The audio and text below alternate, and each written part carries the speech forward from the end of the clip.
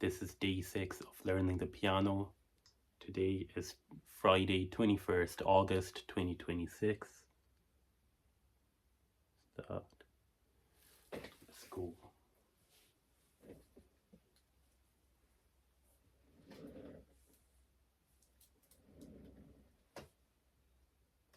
Correct the bad habits at the start, because bad habits are much harder and takes a lot longer to undo in the future. So make sure that you have this kind of shape, just like that. So, you might find that when you're playing something that's uncomfortable to play, just because, it's difficult and you're still getting used to it, you're going to be tensing especially your shoulder, and very typically your dominant hand's shoulder, right? So if you're right-handed, it's going to be likely your right shoulder. So being aware of your tension is important, because you're going to have that a lot. Another thing is your fingers. Your fingers might be tense because you're now asking your fingers to, mechanically play something that you've not done before. It's probably going to be uncomfortable, and you might have this tension in your fingers. So you might be playing this like,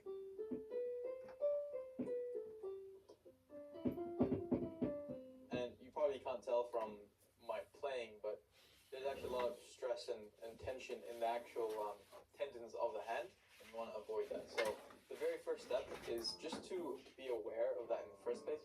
You want to try and be aware of tension in your body. Okay, that's just a principle that is a very, very, very good habit to have, especially to start. So we remember from last lesson that, I asked you to play on the right hand and this on the left hand. Now, I don't know what speed that you currently have it to, but if you have it at that speed, you're doing, much, much better than expected. So the next step is to actually put them together. So you're going to go on, the right places, and you're just going to play one by one.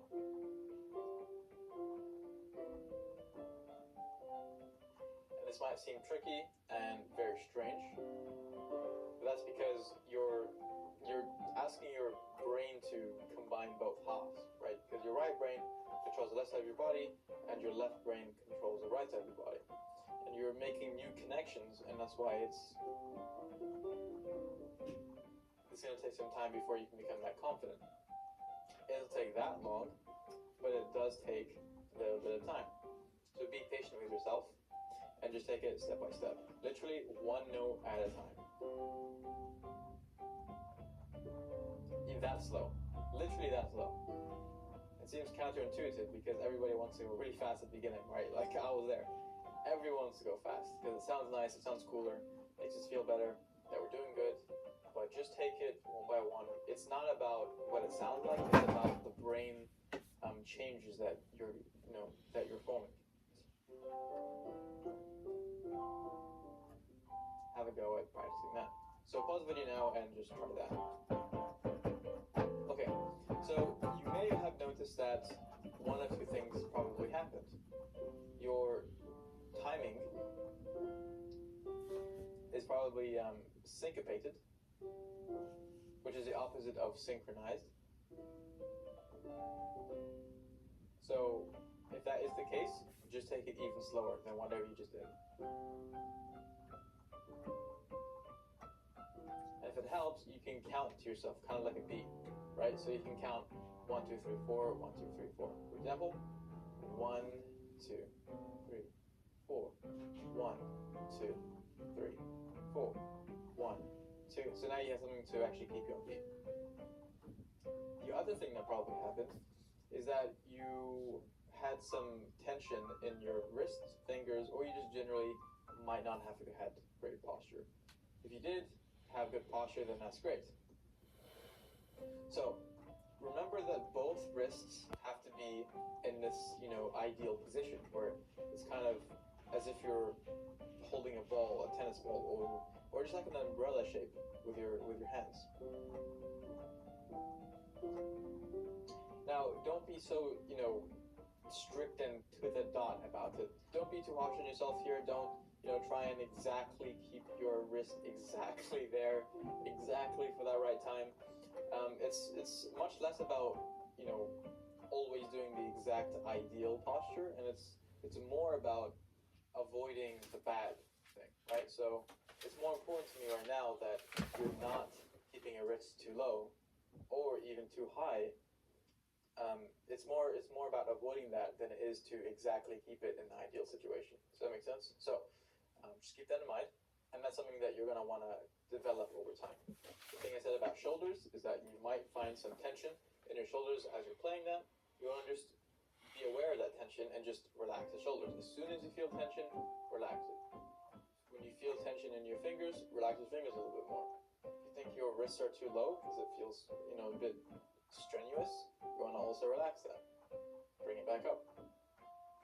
One more thing I'm going to point out is that your elbows, you want to make sure that they're not kind of to the side like this. You probably can't tell with the camera view, but you know, you don't want to have your elbows kind of like this, because you're going to be collapsing in the joint in your shoulder, and it's also going to cause you tension. So if you feel like tension is always there, it might be your elbow. So you want to just keep your elbow relaxed, kind of tucked, you know, into your body in a natural position.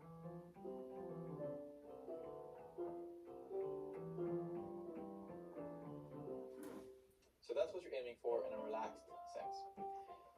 Now, you might feel that everything I'm saying here about posture, relaxation, awareness, and all of these different things is a bit over the top for such a simple exercise. And that's intentional. It's intentional for the exercise to be so simple, and I want your attention to actually be on your posture.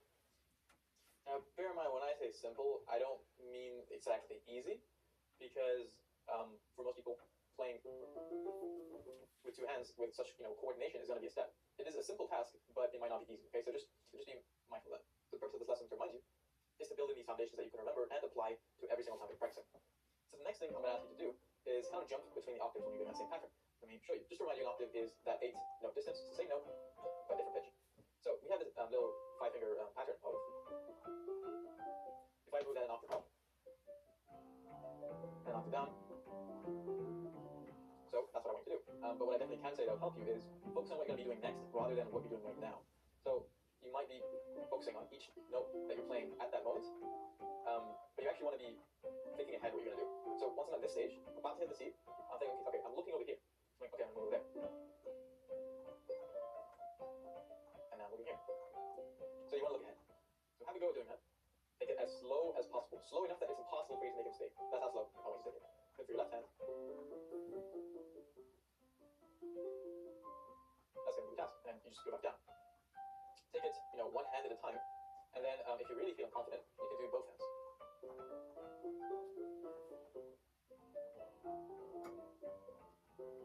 So I know that is a bit of a jump, but the key here is to take it step by step. Nothing's too hard if you take it in enough small, easy steps. Okay? Nothing is too difficult.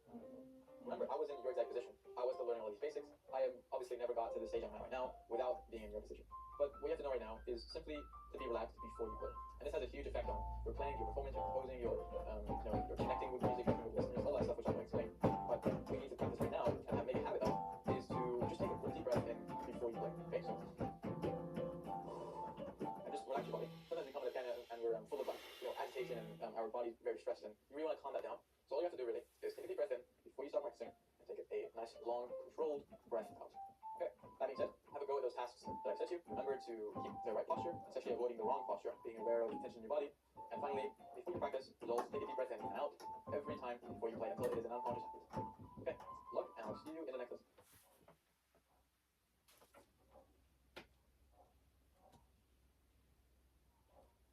So I played 2 semitones, which is equivalent to 1. So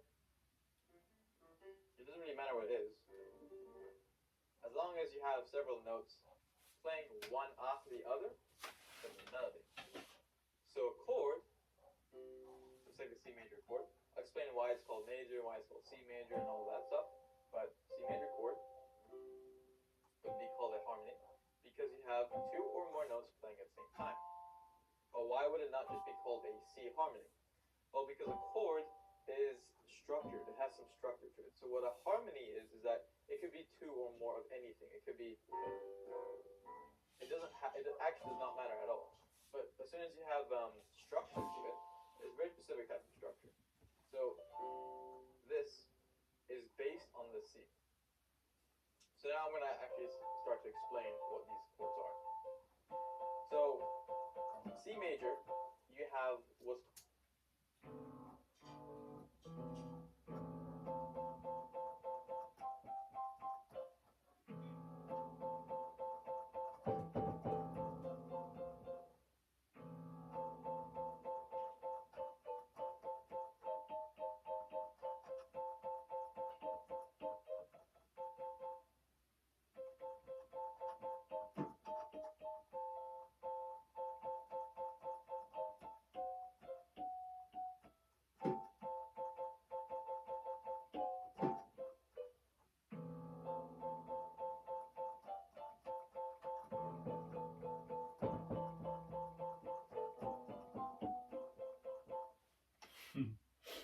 called a root note, right? So if you take the C major chord, C major, so C would be the chord based like its root, right? Just based off of C.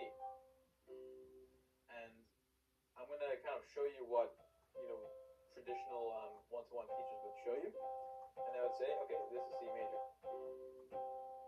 Remember those notes. You have C, you have E, you have G. Great. So you can have a go at playing that. C, E, and G. You're playing that with number 1, 3, and 5. At the same time, try and keep the correct form. Make sure your wrist, and just be aware of any tension and just relax it, and just try and play that in a relaxed manner. So you want to play F major, for example. Okay, go to F. We play that with number 1. It can be any F, doesn't matter, but and play A with number 3 and C with number 5. Play it together, and you have F major. So now we know a bit more about chords. Now we know that it is a harmony that has some structure, and you might already guess what that structure is. It's normally in a 1-3-5 fashion. So 1, 3, 5. And it's not only talking about the actual fingers, but the pattern on the actual fingers. So generally, you're playing one note, skipping one, playing one, and skipping one, and then playing one. So you have a 1-3-5 pattern. So if I go from C, so I play it, skip, play, skip, play. I have C major. What about F major? Skip, play, skip, play. Great. Now, that keywords. So generally, you're playing one note, skipping one, playing one, then skipping one, and then playing one. So you have a 1-3-5 pattern. So if I go from C, so I play it, skip, play, skip, play. I have C major. What about F major? Skip, play, skip, play. Great. Now, that is really about as far as most teachers will teach you, partly because most teachers are classically trained and they will teach students classically. And I'm not saying that to hate on those techniques or teachers or anything. I'm just saying that the people who go to one-to-one traditional learning, they are going to learn classical training. But and in classical training, you don't find a whole lot of chord knowledge. So the other thing about chords that you might be wondering is, well, why is it called major? Are there any other options? So it's called major, C major, for a particular reason. You also have C minor for another reason. So you have major and minor. This is called a tonality. Okay, so tonalities, it is either major or minor. That's all you need to know. So if I say play C major, playing C, E, and G. If I say play C minor, playing C, E flat, and G. Now that traditional one-to-one teacher will just tell you remember those notes, with no sense of actual understanding. It's just you're memorizing the notes. Which you're playing C, E, and and G. If I say play C minor, playing C, E flat, and G. Now that traditional one-to-one teacher will just tell you remember those notes, with no sense of like actual understanding. It's just you're memorizing the notes, which it does, work to a certain degree, but that's not really what you want. One other thing that you need to know, and that is called chord progressions. So chord progressions are the most common way of movement in a song, a normal pop song, or in fact, most songs in general. So a chord progression might sound like this.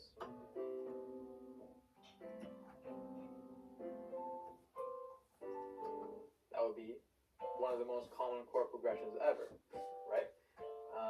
And you can have other chord progressions. So it could be, they are normally in groups of 4.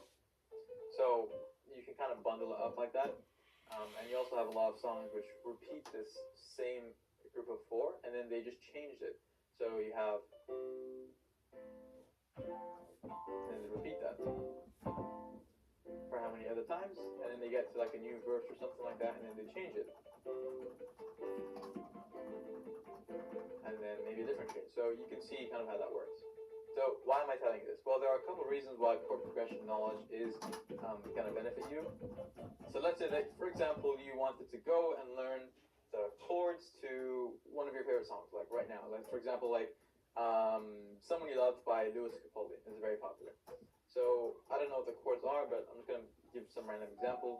Let's say that it was A minor, F major, G major, and D major. So it might look like, oh, what did you just play? But it is simply just, the right notes to that chord. So A minor, I know that is A, C, and E. I know that F major is F, A, and C. And just like that. I know that because I played it enough times, and because I actually understand the chord, which I'm going to show you in just 1 minute right now. So you go on Google and you find these chords and you look at their names and you're like, wow, okay, now let me go and find how to actually play them. And then you spend a lot of time trying to play the right notes and getting used to it. And in reality, it shouldn't be like that. And I'm going to show you a great way how to overcome that. So here is this A and C. And just like that. I know that because I played it enough times and because I actually understand the chords, which I'm going to show you in just 1 minute right now. So you go on Google and you find these chords and you look at their names and you're like, wow, okay, now let me go and find how to actually play them. And then you spend a lot of time trying to play the right notes and getting used to it. And in reality, it shouldn't be like that. And I'm going to show you a great way how to overcome that. So here is this technique I'm going to show you. It is based on the use of tones and semitones that I taught you in the first lesson. So just to recap, a tone is made up of 2 semitones, and a semitone is the next possible step that you could take. So if I'm starting on C, a semitone up would be C sharp or D flat, then a semitone again, D. So I played 2 semitones, which is equivalent to 1 tone. So 1 tone from C would be D. Another tone, that's a tone. So if I play from E to F, that's going to be a semitone because it is the next possible note that I can play. Although by ear, it sounds like a tone, but in reality, there is nothing in between for it to count as a tone, since a tone is 2 semitones, but it's a semitone gap. So hopefully that makes sense. Again, I would recommend that you have a notebook of another tone. That's a tone. So if I play from E to F, that's going to be a semitone because it is the next possible note that I can play. Although by ear, it sounds like a tone, but in reality, there is nothing in between for it to count as a tone, since a tone is 2 semitones, but it's a semitone gap. So hopefully that makes sense. Again, I would recommend that you have a notebook of some kind, or that you can just refer back to when you finish the course, so that you have everything in a way that you can understand. So, how to make any single chord ever. It's a very bold statement, but it's very or they don't teach it, it's because this is a part of music theory that it has that you can apply. But in reality, most teachers don't apply theory to the practicality. That's simply just because of the nature of classically trained teachers. They were trained in a classical way, and they teach their students in a classical way. So let's say you wanted to make a D minor chord. Okay, how do you do it? First, you take D, because D is your root note of the chord. Why? Because it's called D minor. If it was called F minor, you start on F. If it's called C minor, you start on C. C major, start on C. If it's called, E flat major, start on E flat.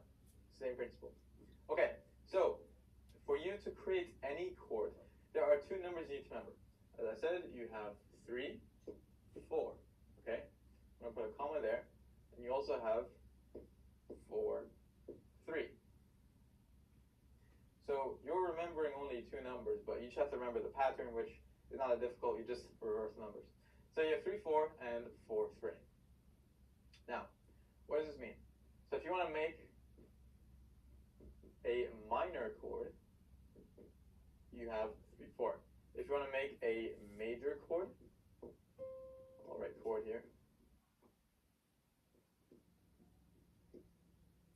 You use 4, 3. But 3, 4 what and 4, 3 what? So these are semitones. Okay, now what can we do this? If you want to make a minor chord, any minor chord, let's take D, right? So you can look at your piano right now. You hit D. Okay, so you count one semitone up. We're going to count 3 semitones first, okay? So you have D sharp, or you can call it E flat, but I'm going to call it sharp just for the sake of it. So you have D sharp, that's one semitone. So you don't count the initial one, right? So D is 0, D sharp is 1, E natural is 2, then you have F, which would be 3. So we're going to stop there, we're going to mark that F. So I'm going to demonstrate this on the piano, but you're going to mark that F, so it's going to be D and then F. Okay, so we've done 3. Now count 4 from F. Okay, so F is 0, and then F sharp is 1, G natural is 2, G sharp is 3, and A natural is 4. So you have D, F, and A, and that is the D minor chord constructed. It's very, very simple. It's very, very easy. It's going to take you just literally 1 or 2 tries to look at it and do it, and then it's going to be very easy. And in future, it's going to be so fast. And there really are only a set amount of chords that you can play. So in the very near future, you're just going to be able to play the chords without having to calculate it like how I did. So, if you want to make a major chord, you count 4 and then 3 semitones, right? Make sure they're semitones, right? The next possible note, right? So if you're on an E natural, an E to F is not a tone, it is a semitone, right? So think of semitones, the next possible note. It's very, very important, because a lot of people in the beginning, they get confused because it's not explained very clearly to them. So I want to be very clear. Semitone, the next possible note. When you count in chords, you don't count the actual note you start on. Right. So I'm going to show you what it looks like on the piano, and we're going to do some application, and you're going to impress yourself. So I'll see you in a second. Okay, so hopefully that you have that written down somewhere that you can remember, and I urge you to write things down because you're activating different parts of your brain. You're activating the prefrontal cortex, which essentially you have to actually process what you're writing. Now, if you want to remember this, even more easily, you want to add some meaning to it, right? So with the 3/4, that's how you make a minor chord, right? So minor, you're starting with a minor number, the smaller number, okay? Minor, smaller, kind of similar meaning. So 3/4, that is the minor formula. And if you want to make a major chord, you start with a major number, which is 4. Major, bigger, greater. So 4/3. Okay, so minor is 3/4, major is 4/3. So we said that D minor is D, F, and A. Let's use this technique and see if that's actually right. You go to D. This is 0. We're going to count 3 because 3/4. 1, 2, 3. Okay, so now I've got D and F. Then I'm going to count 4. 1, 2, 3, 4.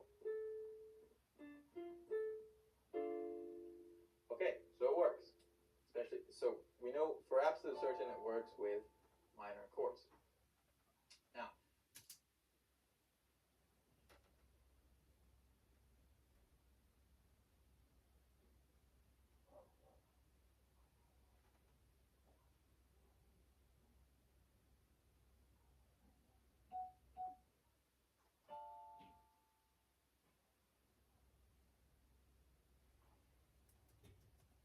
four, 3. Okay, so minor is 3/4, major is 4/3. So we said that D minor is D, F, and A. So let's use this technique and see if that's actually right. You go to D,